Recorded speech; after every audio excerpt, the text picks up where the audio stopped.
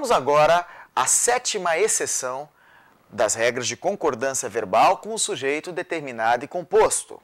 Imagine que os núcleos estejam ligados por como, pela conjunção comparativa como. Olha o que acontece. Cuidado para não confundir com a regra 6 do com, hein? Aqui é como. Se não houver vírgulas, o que ocorre com o verbo, professor?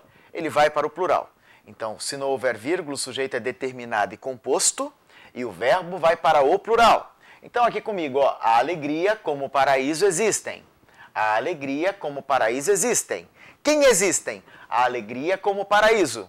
Os meus núcleos são alegria e paraíso, certo? Então, eu tenho dois núcleos, eu tenho um sujeito determinado e composto, e esses núcleos estão ligados pela conjunção comparativa como. Fácil, o verbo vai para o plural. Ou seja, entrei na regra geral. Certo. Qual é a exceção dessa regra?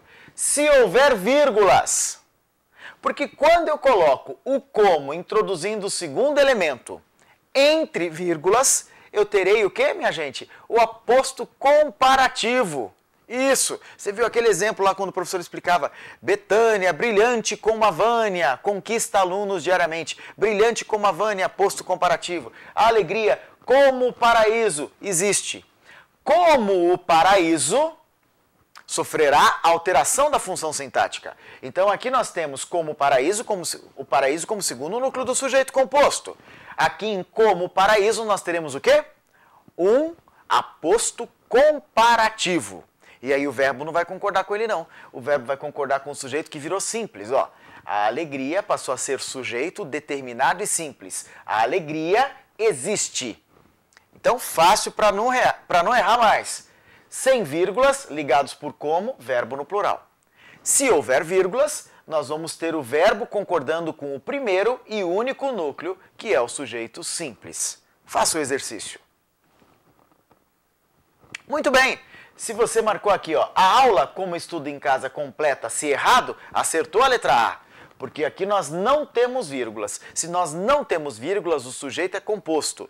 E com o sujeito composto ligado por como, com os núcleos ligados pela palavra como, o verbo vai para o plural. Então a aula como estudo em casa completam-se. Errada a letra A, certa a letra B. A presença das vírgulas, ó, a aula como estudo em casa. Como estudo em casa vai ser um aposto comparativo. E aí, obviamente, o verbo vai concordar com o primeiro e único núcleo. A aula completa-se, ou seja, ela completa a si mesma, independentemente do estudo em casa. Olha uma alteração semântica aí, certo? Ela não se completa com o estudo em casa. Ela vai se completar por si só, vai ser autossuficiente. Beleza, então, ó, a aula completa-se, certa a letra C. E, obviamente, errada a letra D, certo? Porque quando nós temos o como introduzindo o segundo termo entre vírgulas, a alteração da função sintática e a relação sintática anterior, que era de segundo núcleo do sujeito, passa a ser agora, com a classificação, nós vamos ter na sintaxe da oração a função de como estuda em casa como aposto comparativo. E se ele é aposto comparativo, o verbo vai concordar com o primeiro núcleo. Primeiro núcleo no singular, não cabe o plural. Mesma coisa aqui, ó. As aulas. Como estudo em casa? Então, olha, se eu tenho vírgulas isolando o aposto comparativo, automaticamente nós vamos ter o quê? O sujeito determinado e simples aulas. Isso, as aulas. Aulas é o núcleo. Aulas completam-se. Errada a letra E, certa a letra F. Parabéns. Faça o exercício. Muito bem, vamos aqui comigo, olha. Não há nenhum absurdo em se aproximar uma Olimpíada de uma missão espacial, pois ambas estimulam a pesquisa científica. Tudo bem com a letra A, né? Certo, a letra A é o gabarito, porque eles estão pedindo nesse exercício da Carlos Chagas, na prova da Caixa Econômica Federal, as normas de concordância verbal estão inteiramente respeitadas na frase A. Certo, na frase A. Vejamos o problema das outras frases. Letra B. Se esse é o gabarito, então todas as outras estão erradas, certo? Qual o problema da letra B? Não houve nenhum entre os limites já enfrentados que representassem. Não. Não houve nenhum que representasse. Nós precisamos ter aqui o singular, ó, para concordar com o sujeito nenhum. Beleza. Aqui, ó, A primeira manifestação das competições de que derivam as modernas Olimpíadas ocorreram. O que ocorreu? A primeira manifestação das competições está preposicionado, não existe sujeito preposicionado. Então o verbo vai concordar com a primeira manifestação. Ó, a primeira manifestação ocorreu na Grécia Antiga. Atualmente, conta-se com os melhores e não contam-se com os melhores. Por que não pode contam, professor? Porque se eu tenho preposição, eu vou ter esse Czinho funcionando como índice de indeterminação do sujeito. Não é? A partícula passivadora concorda, mas para que seja partícula passivadora, o verbo tem que ser transitivo direto, e além dele ser puramente transitivo direto, não pode ter preposição, porque senão quando você transferir, nós teremos o sujeito preposicionado, e não existe sujeito preposicionado. Então aqui, ó, a presença da preposição transforma o Czinho em índice de indeterminação do sujeito. E para que eu tenha índice de indeterminação do sujeito e, obviamente, sujeito indeterminado, o verbo precisa estar na terceira pessoa do singular. Então, conta-se com os melhores.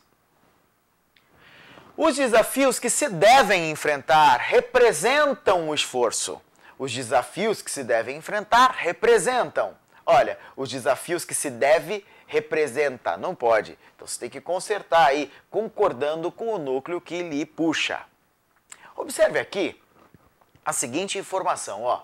Se o sujeito for partitivo, indicar parte ou fração, ou for coletivo, indicar um grupo, olha o que acontece. Não existe sujeito preposicionado, essa é a regra, certo? Logo, o verbo concordará com o núcleo sem preposição. Por exemplo, o Clube das Moças ganhou o jogo. Quem ganhou o jogo? O Clube das Moças.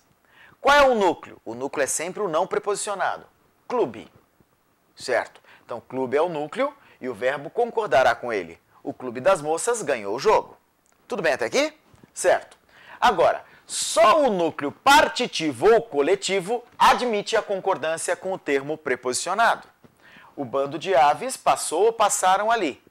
Quem passou ou passaram ali? O bando de aves. É o sujeito determinado e simples, certo? Só que esse sujeito simples tem como núcleo bando.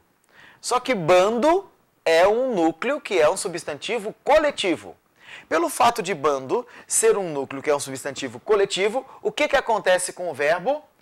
Concorda com o núcleo, bando passou, ou concorda com o termo preposicionado sucedente, aves passaram. É mesmo, professor? Quer dizer que quando eu tiver um núcleo coletivo, eu poderei concordar tanto com ele como com o É mesmo, professor? Quer dizer que quando eu tiver um núcleo que seja um substantivo coletivo, eu posso concordar tanto com ele como com o sucedente preposicionado? É claro que pode. É o único caso, hein? Não existe concordância com o núcleo preposicionado, exceto se o núcleo for coletivo ou partitivo. Olha um exemplo aqui de partitivo, ó. Metade das pessoas viajaram, viajou. Metade das pessoas viajaram, viajou, certo? Metade é o núcleo, não é isso? Então nós temos aqui, ó, o núcleo, metade é um núcleo partitivo, metade é uma parte, certo? O verbo concorda com ele, metade viajou. Ou, como ele é partitivo, é a exceção. Ele pode concordar também com o preposicionado. Pessoas viajaram. Metade viajou, pessoas viajaram. Metade das pessoas viajou ou viajaram.